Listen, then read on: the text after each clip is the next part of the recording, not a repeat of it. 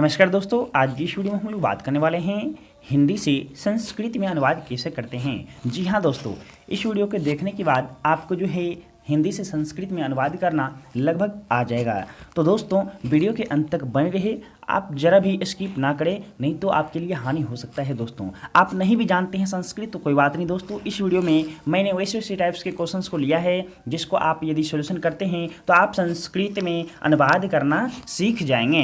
तो दोस्तों ये जो क्वेश्चंस हैं ये सब आपके बोर्ड एग्जाम में पूछे जा चुके हैं, तो इसकी संभावना है कि ये क्वेश्चंस पूछे जा सकते हैं। ये बोर्ड परीक्षा के लिए बहुत ही महत्वपूर्ण है प्यारे बच्चों, इसीलिए आप लोग वीडियो के अंत तक बने रहे।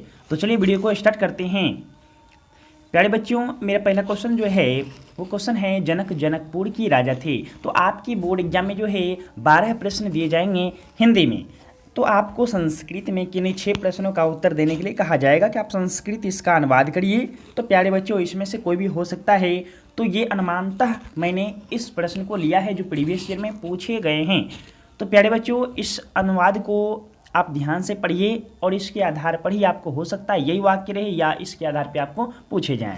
तो प्यारे बच्चों जैसे कि ये क्वेश्चन है जनक जनकपुर के राजा थे, तो इसका हम संस्कृत में ट्रांसलेट कैसे करेंगे। तो दोस्तों जनक नाम है, जनकपुर एक स्थान है, राजा तो जानते हैं आप लोग दोस्तों, थे एक काल का बोध कराता है। तो प्यारे बच्चों जनक का संस्कृत जनक होता है। यदि पुरुष का नाम रहेगा, पुल्लिंग का नाम रहेगा, तो प्यारे बच्चों जब भी नाम आए पुरुष का तो उसमें विसर्ग का प्रयोग करते हैं। तो जनक हो गया। जनकपुर के, तो का की जो दोस्तों होता है वो षष्ठी व्यक्ति होता है, और ये जनकपुर ओकारांत शब्द है तो बालक के समान चलेगा। तो बालकस्य होता है, तो जनकपुर का जनकपुरस यानी जनकपुर के का हम क्या लिखेंगे प्यारे बच्चों, जनकपुरस से लिखेंगे। राजा का राजा होता है, थे का आसित होता है। प्यारे बच्चों ये बिल्कुल आसान है कि जनकः जनकपुरस से राजा आसित, इस तरह से आप इसका सोल्यूशन कर दीजिएगा। अगला क्वेश्चन दोस्तों,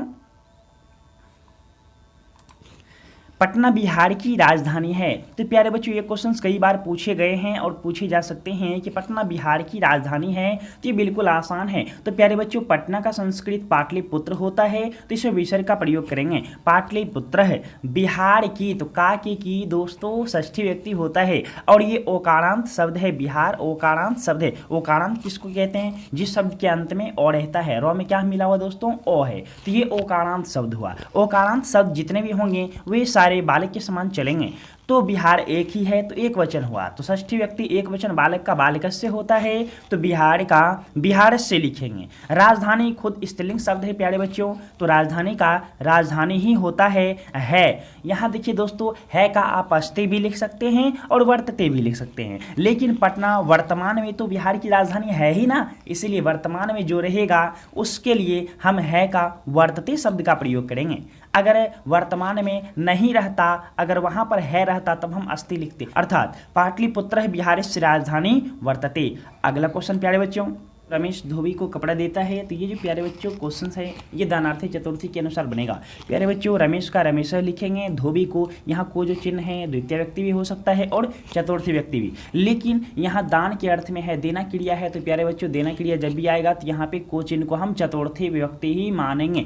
और धोबी का प्यारे बच्चों रजक होता है, रजक होता है तो बालक के समान चलेगा प्यारे बच्चों।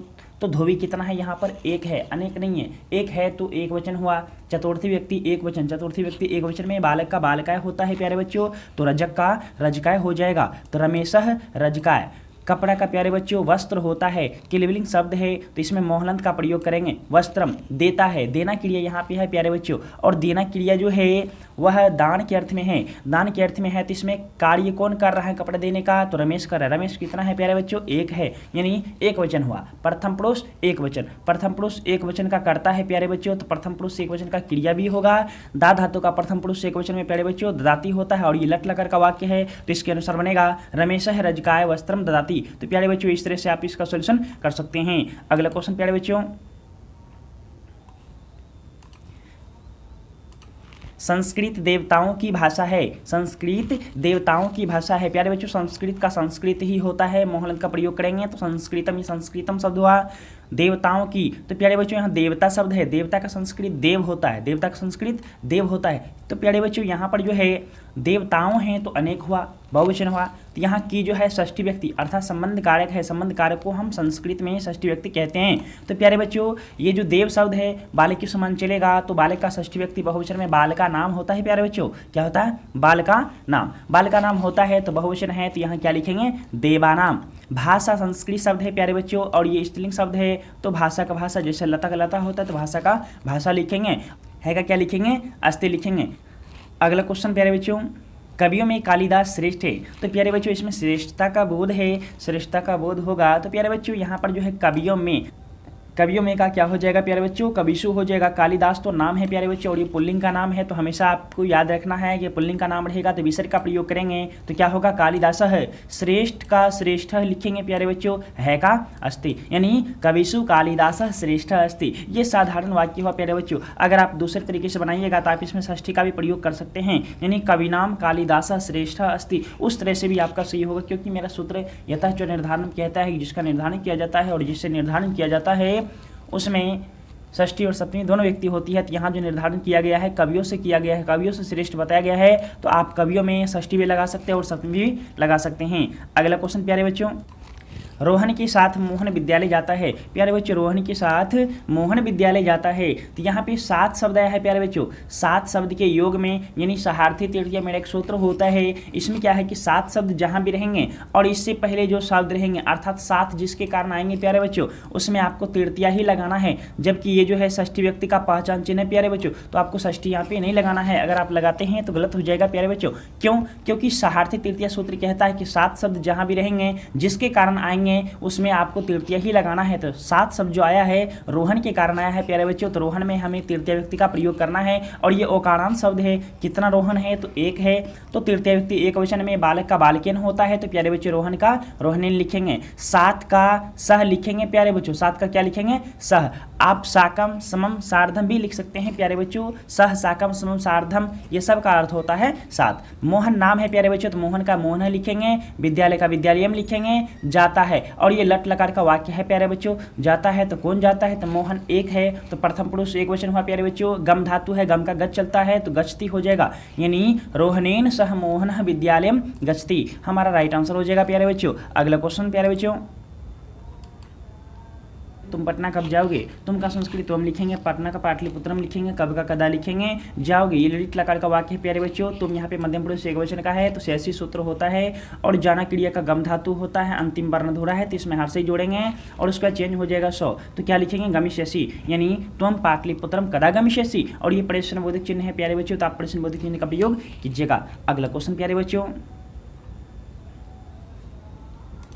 गंगा हिमालय से निकलती है। प्यारे बच्चों बहुत ही इंपॉर्टेंट क्वेश्चन है प्यारे बच्चों, कि ये जो है गंगा हिमालय से निकलती है। गंगा का संस्कृत गंगा होता है और ये स्त्रीलिंग शब्द है, इसमें विसर्ग का प्रयोग नहीं करेंगे। हिमालय से, अब प्यारे बच्चों यहाँ से जो चिन्ह आया है आप यहाँ पे तृतीया भी समझ सकते हैं और पंचमी भी, लेकिन प्यारे बच्चों पंचमी कब समझेंगे? तो यहाँ पर जो है गंगा हिमालय से निकलती है, तो हिमालय को लेकर के नहीं निकलती बल्कि हिमालय से निकलती है।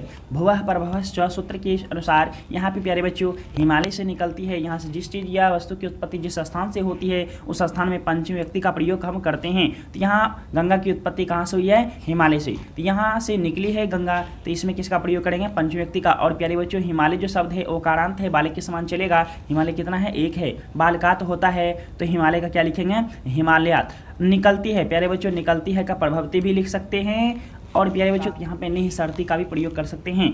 अगला क्वेश्चन प्यारे बच्चों, विद्यालय की दोनों ओर सड़कें हैं। तो प्यारे बच्चों व्यक्तियां 2 प्रकार की होती है, कारक व्यक्ति और उपपद व्यक्ति। यहाँ जो प्यारे बच्चों शब्द है दोनों ओर शब्द होने के कारण यहाँ पर देखिए षष्ठी व्यक्ति का पहचान चिन्ह है, परंतु आप षष्ठी व्यक्ति का प्रयोग इसमें करिएगा तो आपका वाक्य गलत हो जाएगा। क्यों? क्योंकि अभितः परितः सर्वतः योगी द्वितीय सूत्र का नियम है। सूत्र कहता है कि जहाँ पर दोनों ओर चारों ओर सभी ओर शब्द आएंगे, इससे पहले जो शब्द रहेंगे उसमें आपको द्वितीय व्यक्ति का प्रयोग करना है, अर्थात द्वितीय व्यक्ति जब भी बोलेगा प्यारे बच्चों आप उसमें मोहलंत का प्रयोग कर दीजिएगा।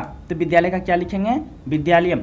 दोनों ओर का प्यारे बच्चों अभितः भी होता है उभयतः भी होता है, तो यहाँ पे अभितः का प्रयोग करेंगे। सड़कें प्यारे बच्चों सड़कें हैं, एक सड़क नहीं है, तो यहाँ पे मार्ग शब्द होता है।